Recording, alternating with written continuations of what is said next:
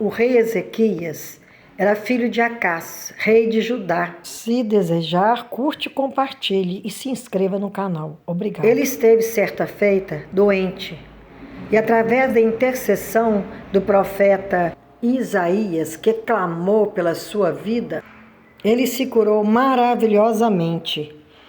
Nesse tempo, o Merodach-Baladã, ele era filho de Baladã, rei da Babilônia.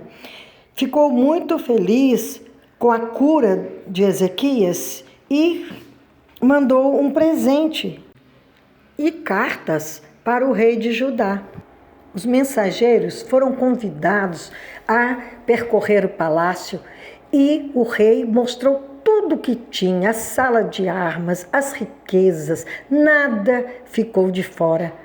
Ele estava muito vaidoso, estava muito cheio de si mesmo, orgulhoso de sua vida e achou por bem mostrar a riqueza, tudo que havia conquistado, esquecendo-se que foi Deus que venceu as suas lutas, que com ele guerreou as suas guerras. Retornou ao palácio o profeta Isaías e lhe disse: eis que virão dias em que tudo quanto houver em tua casa, com o que entesouraram teus pais até o dia de hoje, será levado para a Babilônia, não ficará coisa alguma, disse o Senhor. Ele estava tão ensimesmado que não refletiu sobre o significado dessa mensagem. Inclusive, disse o profeta, os próprios filhos dele, que ele gerou e ia gerar, seriam eunucos no palácio do rei da Babilônia. Mas ele estava tão cheio de si que ele respondeu: haverá paz e segurança em meus dias, boa é a palavra do Senhor. Ele pensou apenas em si. O orgulho faz isso com a gente. A vaidade faz com que retornemos nossos olhares para dentro de nós mesmos, não para saber o que há de mal, algum caminho que Deus possa nos mostrar, mas para se envaidecer com a própria situação. Não somos perfeitos, nem o 13º rei de Judá foi perfeito. Ele agradou a Deus em muitos pontos, fez obras magníficas em favor do povo, mas teve essa falha de caráter. Temos que cuidar, orar e vigiar para resistirmos às tentações, principalmente para vencer o orgulho e a vaidade espirituais. Depois da morte desse rei, tudo o que o profeta falou aconteceu, porque a profecia verdadeira, nenhuma palavra dela cai por terra. Aconteceu com Saul, o rei Saul, primeiro rei de Israel. Ele nunca foi sacerdote, jamais poderia ofertar sacrifícios para Deus, mas ele esperou por 7 dias para que Samuel o encontrasse, chegasse a Gilgal. Como ele não chegou, ele resolveu pessoalmente fazer o sacrifício. Trazei-me aqui o holocausto e ofertas pacíficas. E aí ele oferece sem ter nenhuma autoridade, nenhuma capacitação para isso.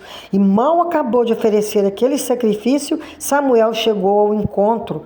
O profeta Samuel, que foi sacerdote e juiz, tentou se justificar ao invés de se render a Deus. De dizer que estava arrependido e sentir isso no coração com profundidade. Ao ver que o povo, em sua impaciência, estava se espalhando, ele temeu ficar sem o apoio popular por vaidade, por orgulho. E os filisteus já tinham se juntado em Miquimás contra ele e que precisava ter uma defesa. O profeta comunicou ao rei que Deus teria confirmado seu reino sobre Israel para sempre. Mas esse reino não subsistiria, porque Deus quer para si um homem que lhe agrade, que lhe obedeça. Foi assim que Davi foi escolhido como seu sucessor. A vaidade de Saul, o orgulho de Saul, superaram completamente, o dominaram e o venceram. Alguns afirmam, o homem foi criado puro e a sociedade o corrompe. Porém, desde o início foi assim. Deus criou Adão e Eva com liberdade. Eles eram puros, não conheciam o pecado. Vieram conhecer quando a serpente, no caso era Satanás travestido em serpente, tentou Eva. E ela, com um espírito vaidoso, querendo se igualar a Deus, desconfiando dos planos e dos interesses de Deus para a sua vida, pecou, não resistiu à tentação e levou a Adão a pecar também.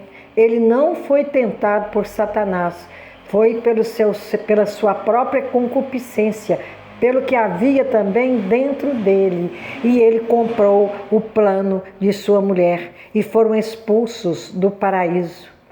Deus nunca aceitou orgulho e vaidade no homem, porque nós temos que nos submeter, nos subjugar ao domínio de Deus, que é poderoso, que está sobre o céu, sobre todas as coisas, sobre o universo que Ele criou. Então nós temos que reconhecer a sua grandeza e não nos julgarmos superiores aos outros, superiores espiritualmente em todos os sentidos, porque estamos no mesmo plano.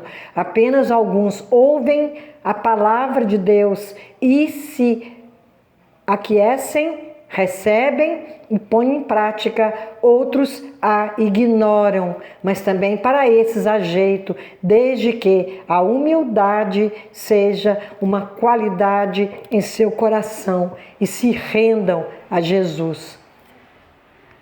Todos nós que nos deixamos vencer pelo orgulho, pela vaidade, principalmente espirituais, estão no caminho certo para a queda. Inclusive, no livro de Provérbios, capítulo 16, versículo 18, diz o seguinte: a soberba precede a ruína e a altivez do espírito a queda.